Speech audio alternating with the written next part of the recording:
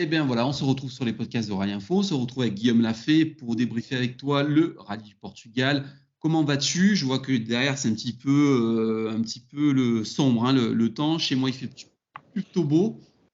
Ouais, salut Fabien, bonjour à toutes et bonjour à tous. Ravi de te retrouver et de retrouver nos fidèles auditeurs et téléspectateurs, on va dire, sur YouTube notamment. Ça va, ça va, ça va. Effectivement, le printemps qui a du mal un peu à arriver et je t'avoue que le bain de soleil qu'on a pu prendre au Portugal ce week-end a fait le plus grand bien. Alors, on va débriefer ce rallye. Il y a beaucoup de choses à dire. Alors, les week-ends s'enchaînent, mais ne se ressemblent pas en WRC. Tu te souviens, en Croatie, j'avais dit, voilà, Evans au top, Rovanpera dans le dur. Et puis là, ça s'est inversé. Alors, on va refaire le classement. Rovanpera, Sordo, Lapi, Tanak et Neuville pour les WRC 1. Après, on parlera du WRC 2. La première question que je vais te poser, quel est le sentiment général que tu ressors de ce rallye du Portugal, de ce retour sur Terre? Eh bien, comme tu le dis, ouais, effectivement, un retour sur Terre qui va marquer un enchaînement de plusieurs rallyes sur cette surface. Donc c'était effectivement un rallye qui était attendu par tout le monde, qui devrait marquer un petit peu le ton, enfin donner le ton pour la suite. Et moi, ce que je retiens le plus, c'est la performance majuscule de Kalle Rovanperä. On a l'impression d'avoir enfin retrouvé le Kalle Rovanperä de 2022 et des années précédentes avec une performance assez magistrale, qu'il soit premier sur la route ou un petit peu derrière. Il a fait des temps qui étaient juste impressionnants. Et le meilleur hommage qui lui a été rendu, c'est Dani Sordo qui, à la fin du rallye, a tout simplement reconnu sa supériorité et même dit qu'il était simplement sur une autre planète et que ça pouvait être inquiétant pour la suite. Alors, on va y aller chapitre par chapitre. On va y aller sur Toyota, Hyundai, Ford et les WRC2. On va parler d'abord de Toyota. Alors, effectivement, la tâche pour Evans, il avait fait, comme j'avais dit, le braquage en Croatie. Mais là, la tâche n'était pas aisée pour lui d'ouvrir la route. Ça a été très compliqué. Il a donné le meilleur. Finalement, ça se finit dans les arbres, malheureusement. On va parler aussi de Katsuta. Pour toi, la performance générale de Toyota, qu'est-ce que tu retiens? Un peu mi-figue, mi-raisin. Très clairement, plutôt du positif parce qu'en termes de performance, les Toyota sont clairement là. On le voit avec Kalle Rovanperä, on le répète, qui a fait des temps juste impressionnants. Une voiture qui est toujours aussi performante sur la Terre, qui semble assez facile d'utilisation avec une plage d'utilisation qui est assez large et qui permet aussi bien à Evans qu'à Kalle Rovanperä de signer des temps très très intéressants. Et on n'a aucun doute sur le fait que Sébastien Ogier, qui sera aligné sur la prochaine manche en Sardaigne, va aussi avoir la possibilité de l'exploiter à fond. Donc un rallye qui est plutôt positif en termes de performance. Après, en termes de résultats, c'est vrai qu'il y a cette victoire de Rovanperä, mais ensuite les deux autres voitures, c'est un peu décevant avec effectivement Elfyn Evans qui crache la voiture assez violemment et pas la possibilité de repartir le samedi. Katsuta qui a directement des problèmes avec son alternateur dès la deuxième spéciale, il me semble. Donc voilà, un petit manque de fiabilité qui n'est pas habituel du côté de Toyota. Mais dans l'ensemble, on va dire que c'est un résultat et un week-end qui est plutôt positif pour la suite. Alors, on va passer maintenant à Hyundai. Hyundai, il y a beaucoup à dire. Moi, je suis satisfait de revoir aussi Sordo revenir à son niveau. Ça faisait longtemps qu'on ne l'avait pas vu aussi compétitif. On a la confirmation Lapi.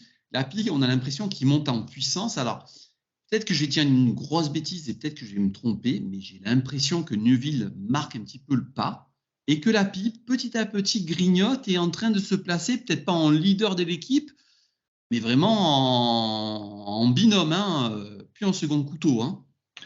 Oui, c'est vrai que, alors c'est pareil, Hyundai, il y a plusieurs faces, on va dire, à la performance et au week-end. De manière globale, on va j'aurais tendance à dire que c'est un petit peu inquiétant parce que la performance de la voiture, elle semble quand même un voire deux crans en dessous de ce qu'a pu proposer Toyota, sachant en plus que l'ordre des départs était plutôt favorable pour les Hyundai sur le premier jour, et notamment on ne va pas se cacher que si Dani Sordo est aussi bien placé, alors au classement général final, c'est autre chose, mais en tout cas sur les premiers jours, c'est clairement aussi beaucoup aidé par sa position bien en arrière sur la route, et donc du coup le fait qu'il avait une route complètement propre. Mais toujours est-il que même avec cette route complètement propre, il était quand même un petit peu derrière Kalle Rovanperä. Et quand il a fallu se battre à armes égales, notamment le samedi, on a tout de suite vu l'écart qui s'est creusé de manière complètement irrémédiable en faveur de la Toyota.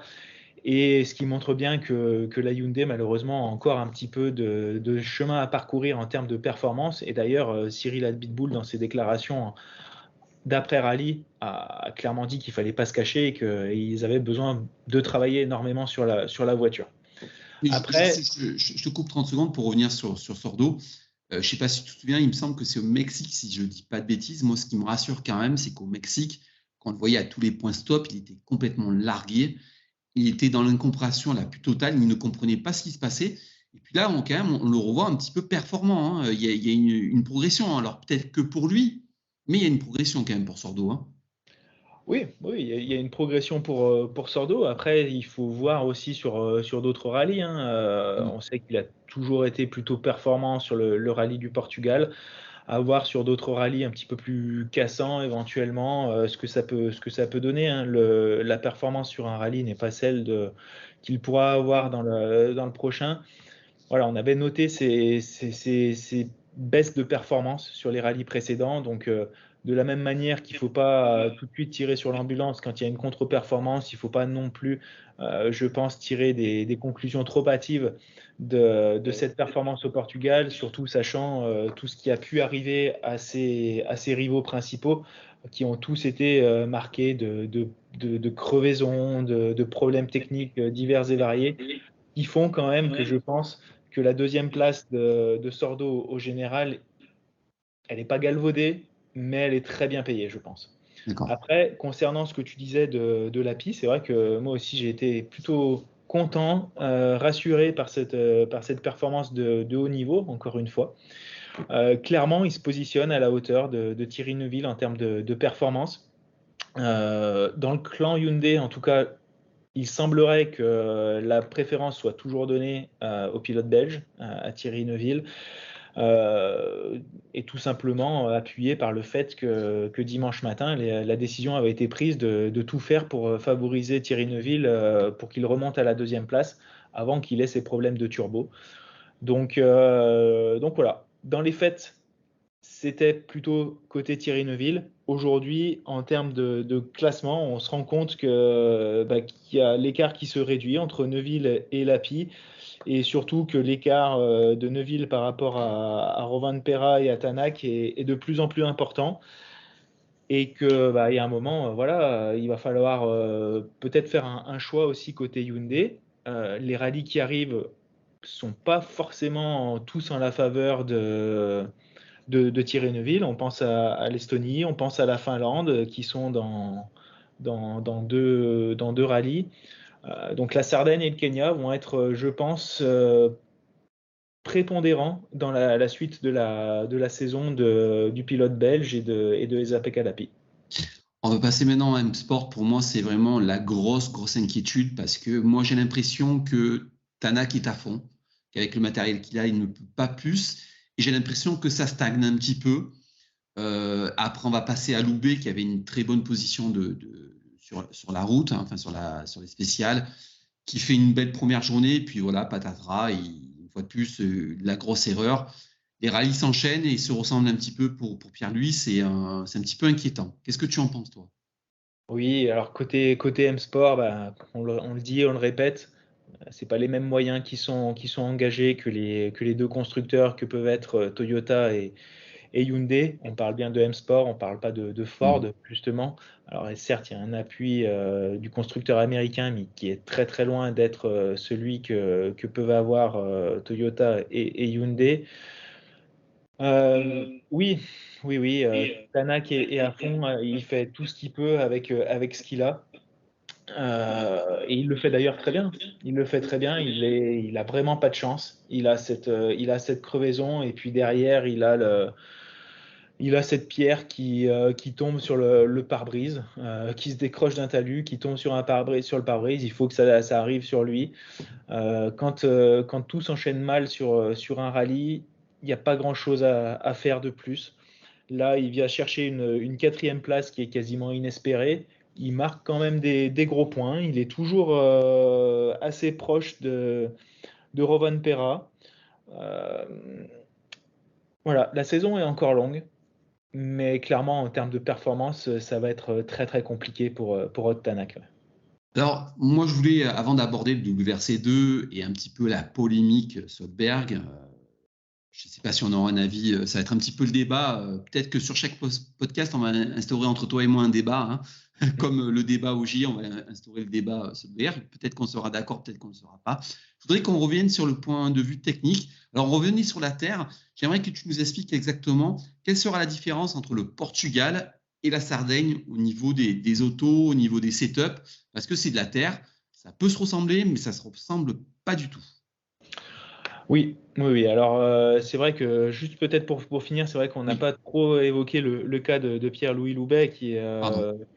qui est un petit peu, bah, là encore, je dirais, pour reprendre la même expression, mi-figue, mi-raisin, mais là, plutôt côté défavorable, parce que certes, il fait une superbe première boucle, le premier temps scratch dans la première spéciale, donc il est leader du rallye. Encore une fois, hein, bien aidé par sa position sur la route, ça c'est clair, mais encore faut-il aller chercher le scratch et être prêt dès la première spéciale à attaquer. Et puis il fait une belle première boucle et ensuite il a ce problème un peu de fiabilité avec un début d'incendie qui le déconcentre sur la fin de la troisième spéciale. Il a bien cru ne pas pouvoir continuer, ne pas pouvoir repartir. Les mécanos font un travail assez impressionnant pendant le. Alors, c'était même pas une assistance à la mi-journée du vendredi, c'était ce qu'on appelle une tire fitting zone, donc un endroit où on a uniquement le droit de changer les pneus et de travailler sur la voiture en fonction des pièces qui sont à l'intérieur de la voiture et des outils qu'on a à l'intérieur de la voiture. C'est-à-dire qu'il y a deux mécanos qui ont le droit d'intervenir sur la voiture en plus du pilote et de son copilote, mais uniquement dans la limite de ce qui est dans la voiture. Donc voilà, ils ont pu travailler sur l'échappement, ils ont pu réparer ce qui était endommagé, un peu comme ce qui est arrivé le lendemain à Haute-Tanak aussi avec son problème de pompe à eau. C'est exactement le même type d'assistance qu'ils ont eu du temps de midi. Et en tout cas, les mécanos, les techniciens de chez M-Sport, là, on peut que leur tirer notre chapeau parce qu'ils font un travail remarquable avec les moyens qu'ils ont.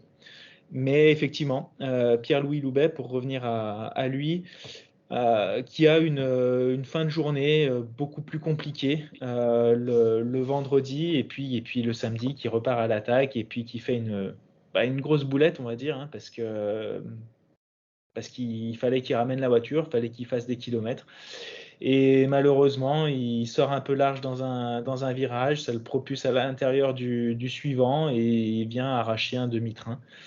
À la toute fin d'une spéciale, il restait, je sais pas, 200, 300 mètres sur une spéciale de plus de 25 km. Donc c'est un peu dommage, c'est même très dommage. La pointe de vitesse, elle est là, ponctuellement, malheureusement. Il faudrait quand même qu'il puisse recommencer à avoir des résultats consistants. Et les deux prochains rallyes, la Sardaigne et le Kenya, vont être là aussi très très importants pour lui. On sait que c'est des terrains qu'il affectionne particulièrement, sur lesquels il a pu être fiable justement précédemment, ce qui est un petit peu ambivalent avec ce qu'on vient de dire, mais à lui de ménager sa mécanique et puis le reste devrait venir parce que c'est toujours des rallyes qui sont avec une très forte attrition, justement, beaucoup de problèmes techniques, de par la différence du terrain avec le Portugal, on pourra enchaîner là-dessus. Mais voilà, on espère le meilleur pour lui, mais ça va être compliqué avec un Adrien Fourmeau qui, pour le coup, en WRC2, lui aussi avec une arme dépassé, on va dire clairement, par rapport aux autres autos, qui arrive toujours à faire des prouesses et qui montre qu'il est toujours là et que dès qu'il y aura une opportunité en Rallye 1, ben, il sera là pour la saisir. Est-ce que tu es en train de nous dire à peine voilée que les positions pourraient éventuellement s'inverser si ça continue dans cette spirale-là pour Pierre-Louis Loubet? Non, très loin de moi Non, mais de faire une hypothèse là-dessus. Après, voilà, c'est toujours, on sait comment ça se passe hein, quand la mi-saison arrive, que tu as un pilote qui est plutôt sur la pente descendante et que l'autre est en train de redorer un peu son blason dans une catégorie extrêmement relevée en dessous. Je sais pas. Je pense pas. Je pense quand même que les contrats sont bien ficelés. Il faut pas oublier non plus qu'il y a des budgets qui sont amenés pour faire rouler ces voitures-là et que M-Sport va pas pouvoir se permettre de faire une croix sur un financement pour privilégier un autre pilote qui, en plus, a déjà été testé. Voilà, ça va être un peu compliqué, j'imagine. alors, comme je te l'avais dit, sur le point de vue technique, deux rallyes terre, quand même deux rallyes qui sont un petit peu différents. Est-ce que tu peux nous expliquer la différence qu'il y aura entre le Portugal et la Sardaigne avant qu'on passe du WRC2? Ouais, alors le Portugal et la Sardaigne, donc deux rallyes terre, comme tu as pu le dire, mais deux rallyes qui sont complètement différents. Et puis même au Portugal, on avait même des journées qui étaient un peu différentes. On a vu beaucoup de crevaisons le vendredi. On a vu des spéciales qui étaient très abrasive en termes de terrain, avec des pierres qui ressortaient assez rapidement après le passage des premières voitures. Alors dans les deuxièmes boucles, c'était encore pire, bien évidemment. Donc une première journée qui a été très problématique en termes d'usure de pneus. Et 2 jours ensuite, qui étaient un peu plus au nord de Porto, il me semble, qui ont été beaucoup plus faciles à gérer pour les pneus. Là, les questions, elles se posaient un petit peu moins de partir en soft ou en hard le matin. Tout le monde partait en soft. Et puis la question, elle se posait plus pour la deuxième spéciale. Parce qu'en fait, voilà, le terrain est assez, on va dire, assez lisse, assez roulant sur les spéciales du Portugal, alors qu'en Sardaigne, on va être sur des spéciales qui vont être beaucoup plus cassantes. C'est un terrain avec des routes qui sont beaucoup plus tortueuses. De par la proximité géographique, ça se rapproche énormément de la Corse et des terrains qui sont beaucoup plus arides, des spéciales beaucoup plus sinueuses, donc une vitesse de pointe et une vitesse moyenne qui sont beaucoup plus basses que ce qu'on peut trouver au Portugal. Donc effectivement, ça a des impacts énormes sur les pneus. J'ose imaginer qu'on va être beaucoup plus sur des pneus durs en Sardaigne pour éviter justement l'usure prématurée, pour éviter les crevaisons autant que possible. Parce que j'ai bien peur que, vu ce qu'on a commencé à entrevoir sur ce début de saison, on ait d'autres problématiques pneumatiques et crevaisons en Sardaigne, ce qui serait encore une fois très dommage. Mais voilà, il y a cet aspect-là. Il y a aussi l'aspect chaleur qui est à ne pas négliger.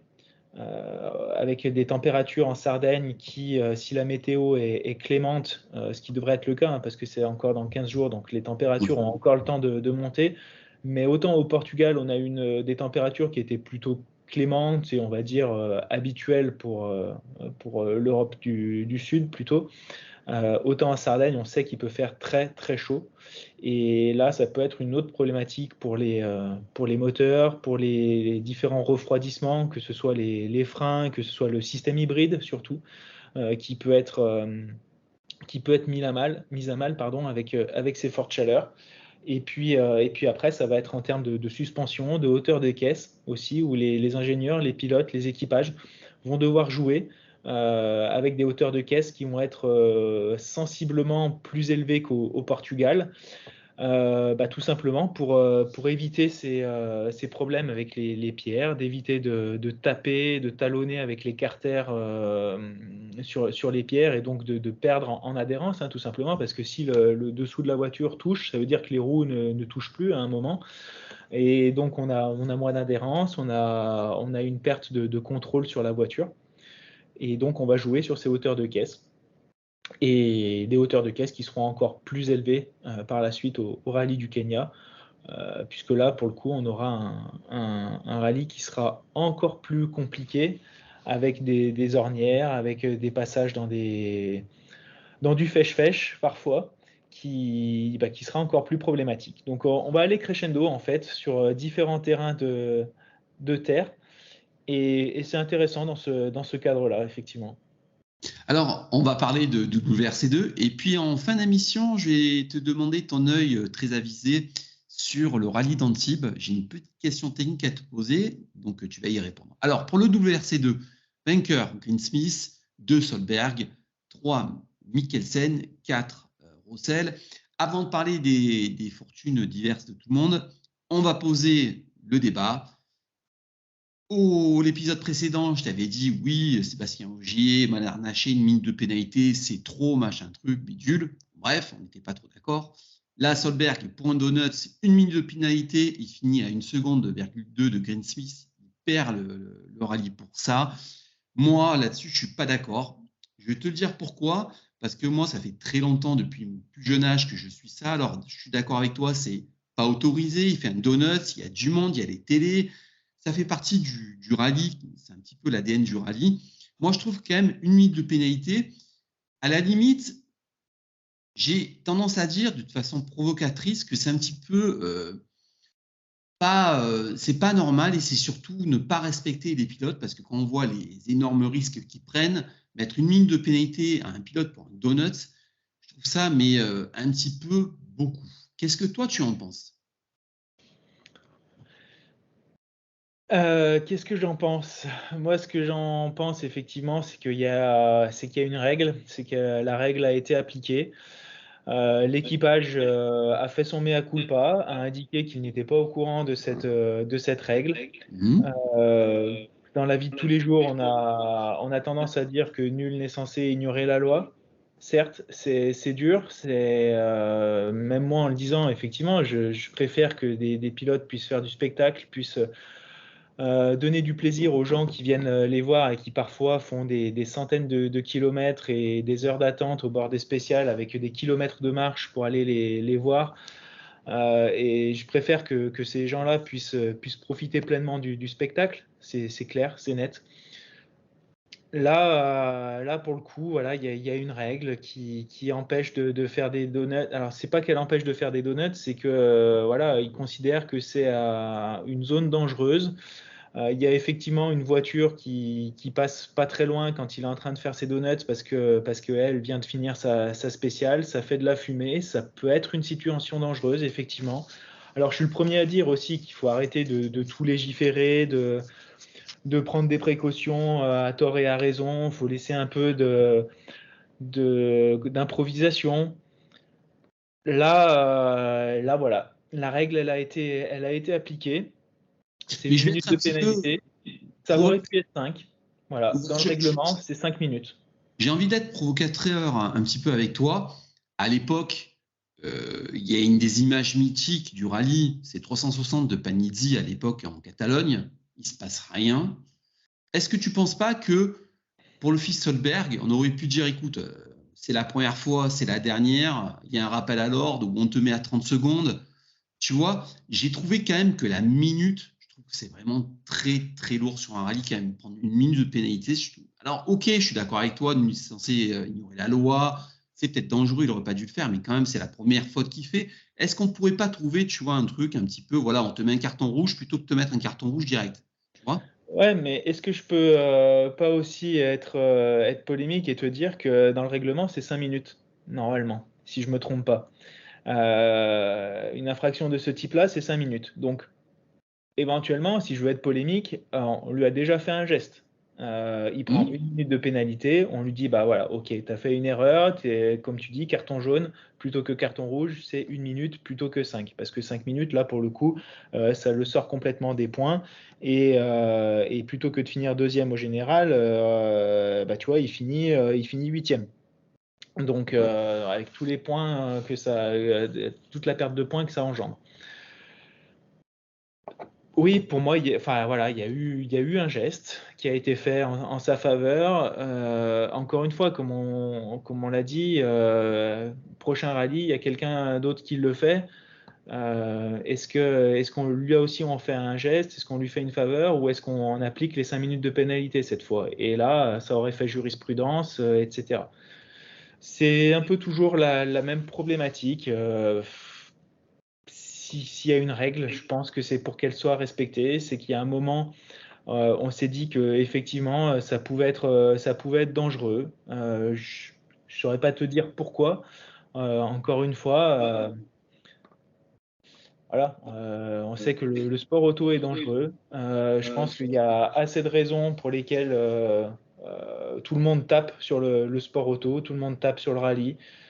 Euh, Autant faire le spectacle dans les spéciales en essayant de rester en sécurité et de ne pas créer de polémiques qui pourraient faire enfler les anti. Alors, en tout cas, le Fisselberg, c'est un peu comme son père. Hein. Ils ont le sens du spectacle parce qu'au final, ça nous a fait une dernière journée en WRC2 de folie. Il échoue à 1,2 secondes de Graham Smith qui avait des problèmes de direction assistée. Mais en tout cas, la dernière spéciale, la Power Stage, ça a été absolument magnifique. L'attaque absolue. Je voudrais que tu reviennes avec nous un petit peu sur le WRC2, le sentiment général. Rossel qui perd gros quand même hein, sur un instant technique. Dire le pauvre, hein, parce qu'il était bien aussi. Hein. Qu'est-ce que toi tu retiens du WRC2 ? Exactement comme tu viens de le dire. Et de la même manière que les premières manches, on a eu un très très beau spectacle du début à la fin. Qui a été peut-être un petit peu artificiel par moment avec des problématiques de crevaison, avec des problématiques techniques sur certains. On aurait aimé voir Adrien Fourmeau se battre plus longtemps pour les premières places. Une belle performance de Johan Rossel aussi dans son ensemble sur la terre, qui n'est pas forcément sa surface de prédilection, avec une C3 qu'on demandait quand même à voir sur cette surface avec les nouvelles évolutions. Force est de constater que c'est plutôt encourageant justement pour la suite parce que Johan Rossel, avant sa pénalité de 40 secondes pour pointage en retard, était quand même plutôt bien positionné dans le tiercé de tête. Donc je trouve que c'est plutôt rassurant pour la suite parce que les gens qu'il avait en face, c'était quand même du très très très lourd. On peut noter aussi qu'il y avait quand même 44 engagés en rallye 2. Sur le rallye du Portugal, ce qui est juste démentiel. Et puis c'était pas que des seconds couteaux, très loin de là. Hein. Je pense qu'au début du rallye, on aurait pu mettre une petite pièce sur au moins 8 ou 10 pilotes pour la victoire. Une superbe bagarre du début à la fin, effectivement. Comme je le disais la dernière fois, impressionné par Greensmith, encore une fois, qui pour moi, jusqu'à l'année dernière, était un pilote payant. Voilà, très clairement, hein, sans être péjoratif et sans dénigrer bien loin de là. Ça restait un pilote qui avait énormément de choses à prouver en termes de performance. Il avait un peu de mal avec les rallyes 1. Là, on voit qu'avec les rallyes 2, avec des voitures qui sont peut-être un petit peu moins pointues à piloter, eh bien, il se positionne très très bien et il n'a pas à rougir en face des ténors que peuvent être les Oliver Solberg, Mikkelsen, Chris Mick aussi sur la Hyundai. Alors certes, il manquait beaucoup de roulage par rapport aux autres, mais en tout cas, les Lindholm, Gryazin, ça nous a fait une belle bagarre et ça promet effectivement un championnat extrêmement serré, hein, puisqu'aujourd'hui, au général, c'est le Français Johan Rossel qui est en tête, Solberg qui est juste 1 point derrière et Greensmith qui est 3 points derrière. Donc ça va être extrêmement intéressant à suivre. Et puis, comme on le craignait au départ, c'est pas forcément uniquement que du Skoda. Alors là, effectivement, c'est encore une Skoda qui fait même le doublé, voire le triplé. Mais on a quand même cette C3 qui est performante aux mains de Johan Rossel. Donc, hâte de voir la suite. Ouais. Bah, en fait, le WRC2, on se rend compte depuis le début de saison que c'est quand même la catégorie qui nous offre le spectacle sur la longueur du rallye. Hein. Parce qu'en WRC, en rallye 1, plus ou moins, ça se fige au bout de la mi-journée de la seconde journée du samedi. Hein, puis on attend la Power Stage, alors qu'en WRC2, il y a des rebondissements de tous les côtés. Ça roule tout le temps, c'est très vite. Tout le monde se bagarre. Hein. Ouais, mais c'est la force aussi du plateau, hein. En rallye 1, on a 7-8 voitures. Quand on a Sébastien Ogier, donc forcément, dès qu'il en manque une ou deux, qu'il y a une crevaison là, ici ou là, ça crée tout de suite des écarts qui sont irrémédiables à la régulière, alors qu'en WRC2, bah, comme on le disait, il y a 8-10 pilotes au départ qui sont susceptibles de gagner, qui peuvent être on va dire, dans les mêmes 30 secondes à la fin du rallye s'il n'y a pas d'avarie particulière.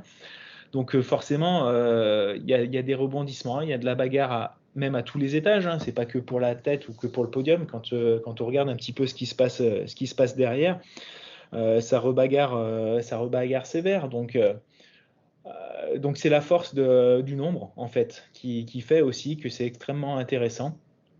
Et ça pourrait l'être tout autant en rallye 1 si on avait plus de voitures, si on avait plus d'engagement constructeur. Mais là, après, c'est des questions de coûts qui sont trop importants. Et j'ai hâte quand même de voir si effectivement ces trois constructeurs qui sont censés s'intéresser au WRC pour les prochaines années, s'ils sont effectivement vraiment intéressés, s'ils existent vraiment, qui sont-ils? Et surtout, est-ce qu'ils vont potentiellement s'ajouter au plateau existant, ou est-ce qu'on va pas avoir l'un ou l'autre des constructeurs qui va tirer sa révérence? Et j'ai bien peur que ce soit plutôt des Coréens qui partent avant les autres, quoi. Un dernier mot sur le WRC2 avec Mikkelsen qui faisait sa rentrée un petit peu loin, mais on l'a vu en force tranquille, qui monte en puissance. Est-ce que ça risque de ne pas être lui aussi la surprise du WRC2 sur la deuxième partie de saison? Surprise, je pense pas qu'on puisse dire une surprise. Après, oui, c'est vrai que lui aussi était en manque de roulage, même s'il avait fait le rallye des Açores, sur lequel, bah, justement, il avait été battu par Par Sébastien Loeb. Loeb à armes égales. Mais là encore, c'est vrai qu'Andreas a un programme qui est très réduit cette année. Il a commencé le rallye de manière assez intelligente, on va dire, en essayant d'aller crescendo. Et puis malheureusement, ses performances ont été stoppées net par une crevaison. Donc il se retrouve un peu loin au classement général. Et puis après, bah, il essaye de remonter petit à petit, de faire des temps consistants, de montrer un peu de performance, d'essayer de faire une session de test grandeur nature, hein, tout simplement. Je pense qu'il avait besoin de reprendre des repères, de se remettre dans le rythme aussi, parce que clairement, voilà, aux Açores, il s'est battu contre Loeb, mais c'est à peu près tout. Là, il arrive dans un plateau avec des pilotes qui ont déjà fait au moins 2, voire 3 rallyes avant celui-ci. Donc ce ne sera pas la surprise, mais j'espère bien pouvoir le voir se battre pour des podiums à la régulière, et je ne serais pas surpris de voir une ou deux victoires sur la deuxième partie de saison. Après, il a quand même un programme qui est très, très réduit, et je crois que pour le moment, il n'y a que 4 rallyes qui sont officialisés. Tout à fait, ouais, Donc, tout à fait. donc à voir. Oui, ça peut Ce qui être va une être bonne surprise, hein. Il peut scorer sur les rallyes qu'il connaît bien, il peut gagner à chaque fois. Ouais. Par contre, ce qui est intéressant aussi, qu'on peut noter, ça va être justement le prochain rallye en Sardaigne, la présence à nouveau de Nicolas Siamin, puisque c'est la petite surprise qui est apparue entre nos deux épisodes. On en parlait la dernière fois que son prochain rallye serait le rallye d'Europe centrale, plutôt à l'automne. Et puis bah, finalement, la belle surprise, un rallye supplémentaire en mondial qui se rajoute pour Nicolas Siamin et Yannick Roche. Très certainement aidé par des partenaires, par la FFSA aussi, qui aimerait bien voir ce que ça donne sur la Terre. Alors, je préfère le dire tout de suite, moi, j'attends pas monts et merveilles, on va dire, en termes de performance et de résultats au final en Sardaigne, parce que ça fait quand même, je crois, un peu plus de 2 ans que Nicolas n'a pas roulé sur la Terre. Mais bon, comme on l'a dit, avec une approche intelligente, prudente aussi. L'Apollo, on sait qu'elle peut être résistante, et que je pense que ça peut aller au moins chercher un top 5 dans la catégorie, si c'est pas plus. Alors, tu sais que tu as beaucoup flèche à ton arc, hein, tu es très fort parce que tu arrives même à me faire des transitions. Que j'allais te lancer sur le championnat de France. Tu n'es pas censé savoir que ce week-end, il y a le rallye d'Antilles qui arrive avec une très grosse bagarre Camin, Bonato, Margaillan, Wagner, Camille, grosse bagarre. Mais moi, je vais te lancer sur autre Robert. chose. Robert, et tu es très fort parce que tu me fais les transitions, je vais te lancer sur autre chose parce que toi, tu as un œil expert. Tu n'es pas censé savoir que Siamin a gagné en 2011, en 2021, pardon, je dis des grosses bêtises, en 2021 avec Alpine. L'Alpine, j'aimerais que tu me dises pourquoi cette auto est aussi performante sur le rallye d'Antibes. Quel est le secret de cette auto pour qu'elle soit aussi performante? Est-ce qu'elle est capable de gagner cette année avec Astier ou Cédric Robert? Parce que moi, je connais, je connais un petit peu le terrain. Et quand tu vois, par exemple, le col de Blaine, OK, il y a des grosses allonges, mais il y a des très gros freinages, il y a des très grosses épingles. Il n'y a pas que du rapide. Qu'est-ce qui fait que l'Alpine est aussi forte, aussi performante à l'Antibes? Alors oui, alors ça a été une très très grosse perf déjà de Nicolas Siamin il y a 2 ans d'imposer l'Alpine sur cette manche du championnat de France. À l'époque, ça a été effectivement une quasi surprise, on va dire, parce qu'effectivement les Rallye 2, ça reste quand même des 2 roues motrices avec un châssis qui est assez redoutable, une tenue de route et des freinages qui sont impressionnants. L'Alpine, et c'est pour ça effectivement que je te mentionnais aussi Robert et Astier dans les potentiels candidats à la victoire sur un terrain comme le Rallye d'Antibes. Et là encore, ça va dépendre énormément de la météo, bien évidemment, parce que si on a un rallye sec, un peu à la manière de ce qui avait pu se passer à l'époque des kit cars, des Xara WRC quand elles étaient venues faire j'allais dire quand elles étaient venues faire la nique au WRC, au rallye de Corse et en Catalogne avec Bugalski. Ouais, c'est un petit peu pareil, c'est que des 2 roues motrices comme ça sur des rallyes où c'est propre, où c'est assez large, où le moteur peut donner sa pleine puissance, c'est vraiment ce qui va être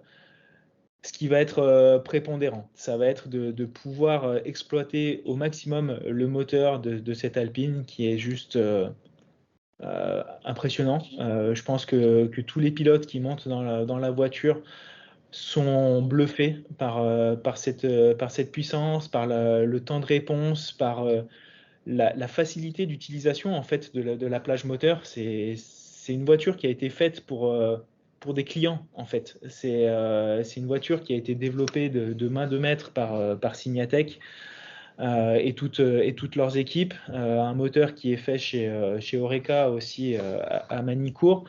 Et l'ensemble fait que c'est une voiture client qui est extrêmement performante, facile d'utilisation et dans lesquelles il est facile de se sentir en sécurité et à l'aise. Et en fait, c'est tout ça, c'est tout ce package qui va faire qu'on a une voiture qui est très performante dans le rapide, avec des vitesses de pointe qui peuvent être supérieures à celles des Rallye 2. Mais par contre, voilà, on a des vitesses de passage en courbe qui sont un peu moins importantes du fait de la tenue de route, des amortisseurs, du châssis qui est un peu moins rigide qu'une Rallye 2. Donc voilà, c'est un package global en fait. Oui, oui, mais c'est quand même une auto qui est performante parce que le rallye d'Antibes, c'est pas que des allonges. Parce que quand tu vois le Blaine, grosses épingles, il y a des grosses descentes avec des énormes freinages. Il y a des passages assez tortueux comme les Clus d'Aiglun où tu vois c'est très étroit. C'est quand même une voiture qui est très bien équilibrée, qui est bien dans le châssis. Ça freine quand même assez bien aussi pour être devant à l'Antibes. Ah oui, oui, non, mais c'est une excellente voiture et c'est les pilotes qui en parlent le mieux. Hein, Cédric Robert, quand en fin d'année dernière, sur la dernière manche, il se fait plaisir et on lui fait plaisir dans le team Bonneton en lui offrant le rallye du Var sur une C3 Rallye 2. Quand il descend de la voiture, il se dit assez rapidement que voilà, il prend peut-être même plus de plaisir. Alors, je veux pas parler à sa place, mais on sait qu'il a eu des déclarations comme quoi il prenait plus de plaisir dans une Alpine que dans la Rallye 2, qui était trop aseptisée pour lui, qui donnait moins de sensations, qui était moins perfo aussi sur certains types de routes et de bouts de spécial. Dans la globalité, ça va être très compliqué de battre les Rallye 2. Il y a un plateau qui est absolument impressionnant, comme tu l'as mentionné, avec des calibres de la trempe de Camille, qui sera pas très loin de jouer à domicile, de Bonato, de Siamin, qui aussi vont être extrêmement performants. Donc, je pense que pour la victoire, ça va être encore un peu compliqué. Mais c'est une voiture en fait, déjà qui est magnifique à voir rouler, tout simplement, et qui, en termes de bruit et de spectacle à donner aux spectateurs, justement, est magnifique. Mais bon, cette année, je pense que ça va être encore un peu compliqué. Oui, alors je reviens sur ce que tu disais. Moi, j'ai la chance de côtoyer Cédric depuis de nombreuses années. On en avait discuté. Et moi, il m'expliquait que le moteur de l'Alpine lui donnait plus de sensations. Il avait l'impression que ça poussait plus que celui de la 307 WRC de l'époque. C'est dire le moteur qu'il y a dans l'auto. C'est vrai qu'effectivement, moi, je l'ai croisé au Rallye du Var et il me disait qu'il y avait un gros problème de monter dans la C3. Il avait l'impression qu'il n'y avait quasiment pas de moteur, tu vois, par rapport à l'Alpine. Ce qu'il avait le plus déstabilisé, tu vois, ça a été très compliqué, tu vois, de se remettre dans le bain avec la C3, même si c'était des autos absolument fabuleuses. Hein. Ah bah oui, c'est des autos. Enfin, comment dire? Les Rallye 2, c'est vraiment, oui, des autos de pointe. Tout est fait pour la performance, pour des pilotes qui sont pointus, voilà, on voit le temps d'adaptation qu'il faut à des pilotes pour s'adapter à la Rallye 2. Hein. Un Hugo Margaillan, ça fait quand même 2-3 ans qu'il est en Rallye 2 et qui a besoin de ce temps-là pour venir chercher de la performance. Léo Rossel, on va voir combien de temps ça lui prend aussi. Même s'il a commencé à faire quelques temps, ça reste quand même un step en dessous des cadors de la catégorie. Avec une, aussi. Hein. voilà, avec une Alpine, je dirais que ça a l'air d'être beaucoup plus intuitif et c'est ce que les pilotes disent. Hein. C'est vraiment cette facilité d'adaptation, l'ABS, les différentes cartographies moteurs en termes de turbo qui permettent vraiment de s'adapter à toutes les situations, à tous les types de pilotage, à mettre en confiance les pilotes parce que là aussi, c'est quelque chose qui est extrêmement important. C'est que le pilote soit bien dans la voiture. Et effectivement, le gros point fort, c'est le moteur. C'est assez clair. Couplé à un châssis qui est juste démentiel aussi, ça fait une auto qui est perfo sur à peu près tous les types de routes, mais encore plus sur des routes sèches et tortueuses, mais vite, qu'on peut avoir sur l'Antibes. Alors, on arrive au terme de l'émission et je vais te piéger en 3 points. T'adores ça, hein. T'es pas prévenu, c'est l'improvisation. Ton pronostic pour l'Antibes? Ouf, alors là, effectivement, je suis gentil avec toi. C'est très compliqué. Allez, on va dire,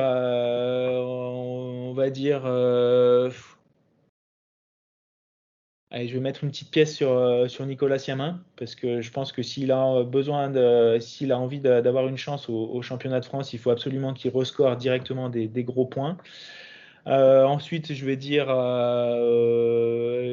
Eric Camilly parce qu'il sort d'une belle performance sur le Charbot aussi et il sera pas très loin de chez lui avec à cœur de remarquer des gros points lui aussi. Et puis je vais quand même mettre un Raphaël Astier avec mon ami Denis Giraudet dans le baquet de droite sur la 3e place parce que voilà, j'ai envie de voir une Alpine qui marche fort, qui fait podium et ce serait une magnifique préparation, je dirais, pour Raphaël avant le défi de Pikes Peak qui l'attend là encore avec la magnifique Alpine, avec les équipes de Signatech. Et là aussi, je ne sais pas si tu as vu passer les vidéos des essais de la semaine dernière, c'est magnifique. Hâte de voir ça sur les routes américaines. Alors moi, j'ai mouillé, alors je vais être très très objectif. Allez, moi je vais dire Margaillan, je vais dire Siamin et Camille. Je suis du sud, donc voilà. Non, mais c'est vrai que ce serait payé pour Hugo Margaillan aussi. Ce serait une belle histoire qui puisse enfin concrétiser les belles promesses qu'il fait depuis 12 mois maintenant, hein, parce que depuis le milieu d'année dernière, c'est quand même très intéressant en termes de progression. Tu me vois venir? Ton petit pronostic pour la Sardaigne, vite fait? Pour la Sardaigne, le problème, c'est que, comme on le disait, il y a aujourd'hui un peu la polémique du dernier épisode, mais c'est avec les crevaisons et tout ça, c'est un peu compliqué. Non, mais je verrais bien un Ogier qui aura une excellente position sur la route. Et puis voilà, tout simplement parce on peut pas omettre la participation d'un octuple champion du monde. Et puis derrière, j'aimerais bien quand même qu'il y a Tanak qui puisse faire un podium. Alors deuxième, troisième, je ne saurais pas dire. Et puis Lapi. Bon, écoute, je suis à peu près d'accord avec toi. Moi, je mettrais Ogier, Lapi en 2 et Tanak en 3. Dernier piège, je regarde, j'observe, il n'y a pas de cadeau aujourd'hui? Ah non, aujourd'hui, il y a pas de cadeau en termes de miniatures. Par contre, voilà, il y a toujours plein de nouveautés qui sont visibles sur notre site de Auto Mini Racing, sur la page internet, la page Facebook, le compte Instagram aussi. Plein de petites nouveautés qui sortent très régulièrement, que ce soit des nouveaux dioramas, des nouvelles miniatures. Donc, n'hésitez pas à aller jeter un petit œil, vous abonner sur nos pages. Ça nous donne un vrai coup de main, surtout qu'on est dans la ligne finale pour enfin finaliser peut-être un bâtiment qui pourrait nous accueillir de manière définitive. Donc l'exposition permanente, hein, je rappelle, de 6 à 7 000 miniatures. Et aujourd'hui, par contre, non, je voulais plutôt faire un petit focus sur nos amis photographes aussi et vidéastes qui font un travail assez remarquable aussi. Justement, quand on parlait des vidéos des essais de Raphaël Astier sur Pikes Peak, c'est aussi grâce à ces personnes qui sont sur le bord des routes, sur le bord des spéciales, que ce soit en essai, pendant les rallyes. Et aujourd'hui, on a je dirais le plaisir de pouvoir utiliser des photos et des vidéos qui ont été réalisées donc par des amis qui étaient présents sur le rallye du Portugal, donc DB Sport Auto, c'est le nom de la page Facebook, du compte Instagram de Lionel et Marie, donc deux Ardéchois qui en sont fiers et qui arpentent un petit peu les routes des rallyes nationaux, régionaux, championnats de France, championnats du monde. Donc voilà, je vous invite à aller voir leur page. Euh, de superbes clichés et encore plus à venir du Portugal là, avec des belles images. Et c'était aussi voilà, pour souligner un petit peu ces différentes passions qui peuvent tous nous lier autour du rallye, autour du sport auto. Donc, que ce soit de la miniature, du film, des photos. Voilà, c'est comme toi aussi tu le fais avec ton site internet et tous les autres sites d'actu. C'est grâce à vous tous qu'on arrive à se passionner, à transmettre cette passion aussi, parce qu'on se rend compte qu'il y a toujours énormément de papas, de grands-pères, de grands-mères qui viennent avec leurs petits-enfants aussi sur le bord des routes. Et ça fait plaisir parce que, comme on le disait, malgré qu'on se fasse toujours taper sur les doigts, taper sur la tête par la morale, par tout ce qui serait politiquement bien de faire, on n'oublie pas aussi que le sport auto, mine de rien, c'est ce qui permet de développer les voitures de demain, les prochaines évolutions. Et ça, c'est pas des paroles en l'air. On va vite basculer aussi sur le centenaire des 24 heures du Mans d'ici quelques semaines. Et voilà, juste pour rappeler aussi qu'il y a énormément d'innovations et d'évolutions qui ont été développées sur ces courses d'endurance. Et voilà, c'était un petit peu le coup de cœur, coup de gueule en même temps. Et puis petit coucou à vous tous qui aidez à démocratiser et à partager cette belle passion en tout cas. Écoute, je te remercie. Donc, avant de conclure, je mettrai les liens des personnes qui nous ont donné gentiment les photos et les vidéos. Je mettrai le lien de Auto Mini Racing dans le podcast. Une fois de plus, ça a été passionnant de discuter avec toi. Je te remercie. On se donne rendez-vous après la Sardaigne. Autant que faire se peut, oui, avec plaisir. Ce serait avec un grand et sincère plaisir. Et puis, comme on l'avait dit aussi, on a eu quelques échanges très sympas sur les commentaires, notamment sur les vidéos YouTube. Donc n'hésitez pas à interagir aussi, à nous poser des questions, à liker la page, à partager, à interagir. On sera ravis de pouvoir discuter, partager nos points de vue aussi, que ce soit sur la pénalité de Solberg, sur toutes ces crevaisons, sur les amendes aussi qu'ont pu avoir Thierry Neuville et Hyundai, sur la victoire de Jos Verstappen à son premier rallye en Belgique il y a quelques semaines. Voilà, la porte est grande ouverte et on est là entre passionnés pour discuter justement. Alors, je vais conclure de façon humoristique. Tu parles des amendes, aussi 1000 € pour une casquette. Moi, si j'étais toi, j'en prendrais une pour ce week-end parce que tu sais quoi, pour l'instant, il fait beau. Ne l'oublie pas. Hein. Et on se retrouve très bientôt. Avec plaisir. Allez, ça a été un vrai plaisir. Allez, à très bientôt. Salut, ciao.